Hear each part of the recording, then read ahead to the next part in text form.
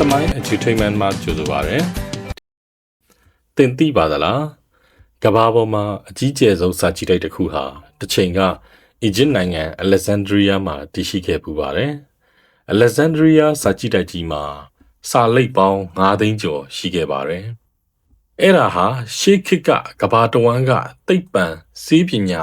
စာပေနဲ့အတွေးအခေါ်ဆိုင်ရာဗန္ဒာတိုက်ကြီးတစ်ခုဖြစ်ခဲ့ပါတယ်။ဒါပေမဲ့နောက်ပိုင်းမှာတော့ဖျက်ဆီးခံခဲ့ရပါတယ်။ဘယ်လိုဖျက်ဆီးခံခဲ့ရတာလဲဆိုတာကိုဘယ်သူမှတိတိကျကျမသိကြပါဘူး။တချို့ကမီးလောင်လို့ပြောကြသလိုတချို့ကစစ်ပွဲတန်ကြောင်းလို့ပြောကြပါတယ်။ကျွန်တော်တို့တေချာသိတာကတော့ဒါဟာသမိုင်းမှာအကြီးကျယ်ဆုံးအသိပညာဆုံးရှုံးမှုတွေတဲကတစ်ခုဖြစ်ခဲ့တယ်ဆိုတာပါပဲ။အဲ့ဒီစာလိပ်တွေတဲကအသိပညာတွေအားလုံးသာရှင်သန်ကြံ့ရစ်ခဲ့မယ်ဆိုရင်ဒီနေ့ကျွန်တော်တို့ကဘာကြီးဟာပိုပြီးတိုးတက်နေမှာလားသင်ဘလို့ထင်ပါသလဲ